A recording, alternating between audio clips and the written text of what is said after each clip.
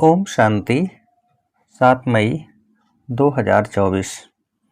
आज की मुरली। मीठे बच्चे, बाप से करंट लेनी है तो सर्विस में लगे रहो। जो बच्चे सब कुछ त्याग बाप की सर्विस में रहते हैं वही प्यारे लगते हैं, दिल पर चढ़ते हैं। प्रश्न: बच्चों को अस्थायी खुशी क्यों नहीं रहती? मुख्य कारण क्या है? उत्तर: याद के समय बुद्धि भटकती है। स्थिर बुद्धि न होने कारण खुशी नहीं रह सकती। माया के तूफान दीपकों को हैरान कर देते हैं। जब तक कर्म अकर्म नहीं बनते हैं तब तक खुशी अस्थायी नहीं रह सकती है। इसलिए बच्चों को यही मेहनत करनी है। ओम शांति। जब ओम शांति कहते हैं तो बड़े उल्लास से कहते हैं, हम आत्मा शांत स्वरूप हैं। अर्थ कितना सहज है। बाप भी कहेंगे ओम शांति, दादा भी कहेंगे ओम शांति। वह कहते हैं मैं परमात्मा हूँ, यह कहते हैं मैं आत्मा हूँ। तुम सब सितारे हो। सब सितारों का बाप भी चाहिए ना। गाया जाता है सूर्य, चांद और लकी सितारे। तुम बच्चे हो मोस्ट लकी सितारे। उनमें भी नंबरवार हैं। जैसे रात को चंद्रमा निकलता है, फिर सितारों में कोई डिम होते हैं, कोई बड़े तीखे होते हैं, कोई चंद्रमा के आगे होते हैं। सितारे हैं ना। तुम भी ज्ञान सितारे हो। चमकता है भ्रकुटी के बीच में वंडरफुल सितारा। बाप कहते हैं यह सितारे यानी कि आत्माएं बड़े वंडरफुल हैं। एक तो इतनी छोटी बिंदी है जिसका कोई को पता नहीं है। आत्मा ही शरीर से पार्ट बजाती है। यह बड़ा वंडर है। तो तुम बच्चों में भी नंबरवार हैं। कोई कैसे कोई कैसे। बाप उनको बैठ याद करते हैं जो सितारे अच्छे चमकते हैं, जो बहुत सर्विस करते हैं। उनको करंट मिलती जाती है, तुम्हारी बैटरी भरती जाती है।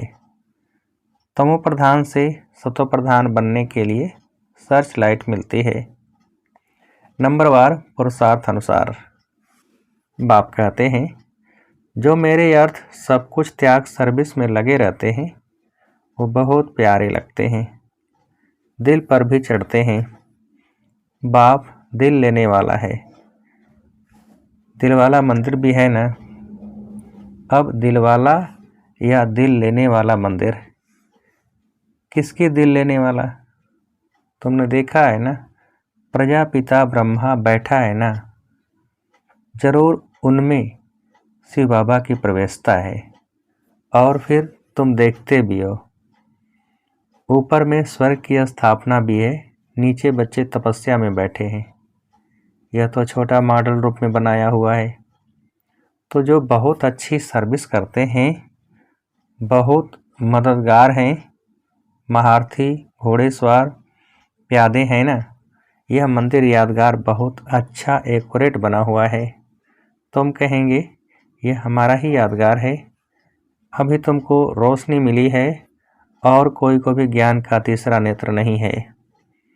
भक्ति मार्ग में तो जो मनुष्यों को सुनाते हैं सत सत करते जाते हैं, वास्तव में है झूठ, उसको सत समझते हैं। अब बाप जो ट्रुथ है वह बैठकर तुमको ट्रुथ सुनाते हैं, जिससे तुम विश्व के मालिक बनते हो। बाप तो कुछ भी मेहनत नहीं कराते हैं। सारे झाड़ का राज तुम्हारी बुद्धि में बैठ गया है। तुमको समझाते तो बहुत सहज हैं, परंतु टाइम क्यों लगता है? नॉलेज या वर्षा लेने में टाइम नहीं लगता, टाइम लगता है पवित्र बनने में। मुख्य है याद की यात्रा। यहाँ तुम आते हो तो यहाँ अटेंशन जास्ती होता है याद की यात्रा में। घर में जाने से इतना नहीं रहता। यहाँ सब नंबरवार हैं। कोई तो यहाँ बैठे होंगे, बुद्धि में यही नशा होगा, हम बच्चे, वह बाप है, बेहद का बाप, और हम बच्चे बैठे हैं। तुम बच्चे जानते हो बाप इस शरीर में आया हुआ है, दिव्य दृष्टि दे रहे हैं, सर्विस कर रहे हैं, तो उस एक को ही याद करना चाहिए और कोई तरफ बुद्धि जानी नहीं चाहिए। संदेशी पूरी रिपोर्ट दे सकती है, किसकी बुद्धि बाहर भटकती है, कौन क्या करते हैं, किसको झुटका आता है, सब बता सकती है। जो सितारे अच्छे सर्विसेबल हैं उन्हों को ही देखता रहता हूँ। बाप का लव है ना, स्थापना में मदद करते हैं। बहु कल्प पहले मिसल ये राजधानी स्थापन हो रही है, अनेक बार हुई है। यह तो ड्रामा का चक्र चलता रहता है, इसमें फिक्र की भी कोई बात नहीं रहती। बाबा के साथ है ना, तो संग का रंग लगता है, फिक्र कम होती जाती है। यह तो ड्रामा बना हुआ है। बाप बच्चों के लिए स्वर्ग की राजधानी ले आए हैं, सिर्फ कहते हैं मीठे मीठे बच्चों, पतित से पावन बनने के लिए बाप को याद करो। अब जाना है स्वीट होम, जिसके लिए ही तुम भक्ति मार्ग में माथा मारते हो, परंतु एक भी जा नहीं सकते। अब बाप को याद करते रहो और सुदर्शन चक्र फिराते रहो। अल्फ और बे, बाप को याद करो और 84 का चक्र फिराओ। आत्मा को 84 के चक्र का ज्ञान हुआ है। रचयिता और रचना के आदि मध्य अंत को कोई भी नहीं जानते हैं। तुम जानते हो, सो भी नंबरवार पुरुषार्थानुसार। सुबह को उठकर तुम बुद्धि में यही रखो, अब हमने 84 का चक्र पूरा किया है, अब वापस जाना है, इसलिए अब बाप को याद करना है, तो तुम चक्रवर्ती बनेंगे। यह तो सहज है ना, परंतु माया तुमको भुला देती है। माया के तूफान है ना, वह दीपकों को हैरान कर देते हैं। माया बड़ी दुस्तर है, इतनी शक्ति है जो बच्चों को भुला देती है। वह खुशी अस्थायी नहीं रहती है। तुम बाप को याद करने बैठते हो, बैठे बैठे बुद्धि और तरफ चली जाती है। यह सब हैं गुप्त बातें, कितनी भी कोशिश करेंगे परंतु याद कर नहीं सकेंगे। फिर कोई की बुद्धि भटक भटक कर स्थिर हो जाती है, कोई फट से स्थिर हो जाते हैं, कोई से तो कितना भी माथा मारो तो भी बुद्धि में ठहरता नहीं। इसको माया की युद्ध कहा जाता है। कर्म अकर्म बनाने के लिए कितनी मेहनत करनी पड़ती है। वहाँ तो रावण राज्य ही नहीं, तो कर्म विकर्म भी नहीं होते। माया होती ही नहीं जो उल्टा कर्म कराए। रावण और राम का खेल है। आधा कल्प है राम राज्य, आधा कल्प है रावण राज्य। दिन और रात, संगम युग पर सिर्फ ब्राह्मण ही होते हैं। अब तुम ब्राह्मण समझते हो, रात पूरी हो दिन शुरू होना है। वह शूद्र वर्ण वाले थोड़े ही समझते हैं।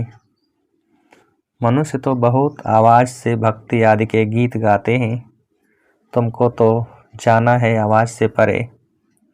तुम तो अपने बाप की ही याद में मस्त रहते हो। आत्मा को ज्ञान का तीसरा नेत्र मिला है। आत्मा समझती है अब बाप को याद करना है। भक्ति मार्ग में शिव बाबा तो करते आए हैं। शिव के मंदिर में शिव को बाबा जरूर कहते हैं, ज्ञान कुछ भी नहीं। अब तुमको ज्ञान मिला है, वह शिव बाबा है, उनका यह चित्र है। वह तो लिंग ही समझते हैं। अब तुमको तो ज्ञान मिला है, वह लिंग के ऊपर जाकर लोटी चढ़ाते हैं। अब बाप तो है निराकार, निराकार के ऊपर लोटी चढ़ाएंगे। वह क्या करेंगे? साकार हो तो स्वीकार भी करे। निराकार पर दूध आदि चढ़ाएंगे। वह क्या करेंगे? बाप कहते हैं दूध आदि जो चढ़ाते हो वह तुम ही पीते हो, भोग आदि भी तुम ही खाते हो। यहाँ तो मैं सम्मुख हूँ ना। आगे इनडायरेक्ट करते थे, अभी तो डायरेक्ट है। नीचे आकर पाठ बजा रहे हैं, सर्च लाइट दे रहे हैं। बच्चे समझते हैं मधुबन में बाबा के पास जरूर आना चाहिए, वहाँ हमारी बैटरी अच्छी चार्ज होती है। घर में तो गोरख धंधे आदि में अशांति ही अशांति लगी हुई है। इस समय सारे विश्व में अशांति है। तुम जानते हो अभी हम शांति स्थापन कर रहे हैं योग बल से, बाकी राजाई मिलती है पढ़ाई से। कल पहले भी तुमने यह सुना था, अब भी सुनते हो। जो कुछ एक्ट होती है फिर भी होगी। बाप कहते हैं कितने बच्चे आश्चर्यवत भागंती हो गए। मुझ मासूक को इतना याद करते थे, अब मैं आया हूँ तो फिर छोड़कर चले जाते हैं। माया कैसा थप्पड़ लगा देती है। बाबा अनुभवी तो है ना। बाबा को अपनी सारी हिस्ट्री याद है। सिर पर टोपी, नंगे पांव दौड़ता था। मुसलमान लोग भी बहुत प्यार करते थे, बहुत खातिरी करते थे।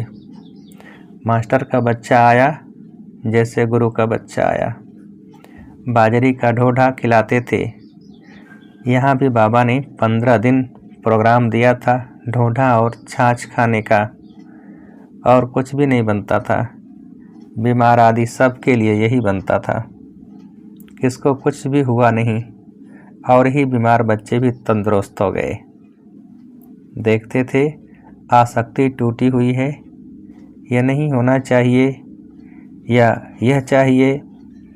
चाहना को चोहरा यानी कि जमादार कहा जाता है।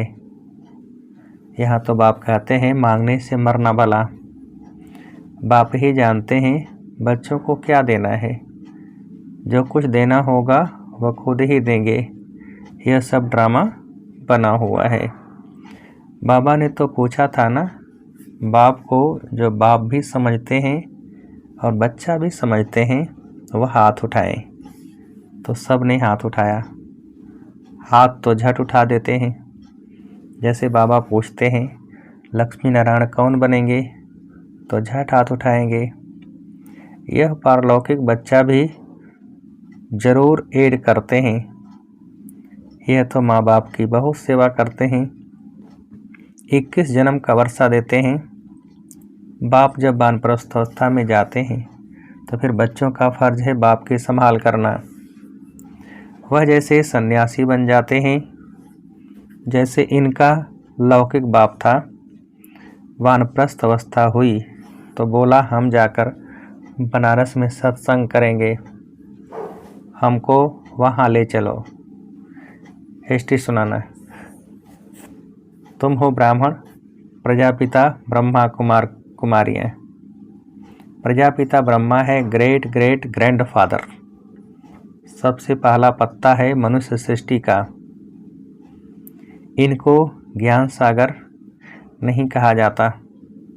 न ब्रह्मा विष्णु शंकर ही ज्ञान के सागर हैं। शिव बाबा वह है बेहद का बाप, तो उनसे वर्षा मिलना चाहिए ना। वह निराकार परम पिता परमात्मा कब कैसे आया, उनकी जयंती मनाते हैं। यह कोई को पता नहीं। यह तो गर्भ में नहीं आते हैं। समझाते हैं मैं इनमें प्रवेश करता हूँ। बहुत जन्मों के अंत में वानप्रस्थ अवस्था में मनुष्य जब संन्यास करते हैं तो उनकी वानप्रस्थ अवस्था कही जाती है। तो अब बाप तुमको कहते हैं बच्चे तुमने पूरे 84 जन्म लिए। यह है बहुत जन्मों के अंत का जन्म। हिसाब तो जानते हो ना। तो मैं इनमें प्रवेश करता हूँ। कहाँ आकर बैठता हूँ? इनकी आत्मा जहाँ बैठी है उनके बाजू में आकर बैठता हूँ। जैसे गुरु लोग अपने शिष्य को बाजू में गद्दी पर बिठाते हैं, इनका भी स्थान यहाँ है, मेरा भी यहाँ है। कहता हूँ हे आत्माओं, मामेकम याद करो तो पाप विनाश हो जाएंगे। मनुष्य से देवता बनना है ना, ये है राजयोग। नई दुनिया के लिए जरूर राजयोग चाहिए। बाप कहते हैं मैं आया हूँ आदि सनातन देवी देवता धर्म का फाउंडेशन लगाने। गुरु लोग अनेक हैं, सतगुरु एक है, वही सत्य है, बाकी तो सब झूठ है। तुम जानते हो, एक है रुद्रमाला, दूसरी है वैजयंती माला विष्णु की। उसके लिए तुम पुरुषार्थ करते हो। बाप को याद करो तो माला का दाना बनेंगे। जिस माला का तुम भक्ति मार्ग में सिमरण करते हो, परंतु जानते नहीं हो कि यह माला किसकी है। ऊपर में फूल कौन है, फिर मेरू क्या है, दाने कौन है, जिसकी माला फेरते हैं समझते कुछ नहीं। ऐसे ही राम राम कहते माला फेरते रहते हैं। राम राम कहने से समझते हैं सब राम ही राम है। सर्वव्यापी की बात का अंधियारा इससे निकला है। माला का अर्थ ही नहीं जानते। कोई कहते 100 माला फेरो, इतनी माला फेरो। बाप तो अनुभवी है ना। 12 गुरु किए, 12 का अनुभव लिया। ऐसे भी बहुत होते हैं, अपना गुरु होते भी फिर औरों के पास जाते हैं कि कुछ अनुभव मिल जाए। माला आदि फेरते हैं, है बिल्कुल अंधश्रद्धा। माला पूरी कर फूल को नमस्कार करते हैं। शिव बाबा फूल है ना, माला के दाने तुम अनन्य बच्चे बनते हो। तुम्हारा फिर सिमरण चलता है। उनको कुछ भी पता नहीं। वह तो कोई राम कहते, कोई श्री कृष्ण को याद करते, अर्थ कुछ भी नहीं। श्री कृष्ण शरणम कह देते। अब वह तो सतयुग का प्रिंस था, उनकी शरण कैसे लेंगे। शरण तो बाप की ली जाती है। तुम ही पूज्य फिर पुजारी बनते हो। 84 जन्म ले पतित बने हो तो शिव बाबा को कहते हैं हे फूल, हमको भी आप समान बनाओ। अच्छा, मीठे मीठे सिखिलते बच्चों प्रति माता पिता बाप दादा का याद प्यार और गुड मॉर्निंग। रूहानी बाप के रूहानी बच्चों को नमस्ते। हम रूहानी बच्चों की रूहानी बाप को नमस्ते। धारणा के लिए मुख्य सार। पहली पॉइंट, किसी भी प्रकार की चाहना नहीं रखनी है, आसक्ति खत्म कर देनी है। बाबा जो खिलाए तुम्हें डायरेक्शन है, मांगने से मरना भला। दूसरी पॉइंट, बाप की सर्च लाइट लेने के लिए एक बाप से सच्चा लव रखना है। बुद्धि में रहे, बुद्धि में नशा रहे कि हम बच्चे हैं, वह बाप है। उनकी सर्च लाइट से हमें तमो प्रधान से सतो प्रधान बनना है।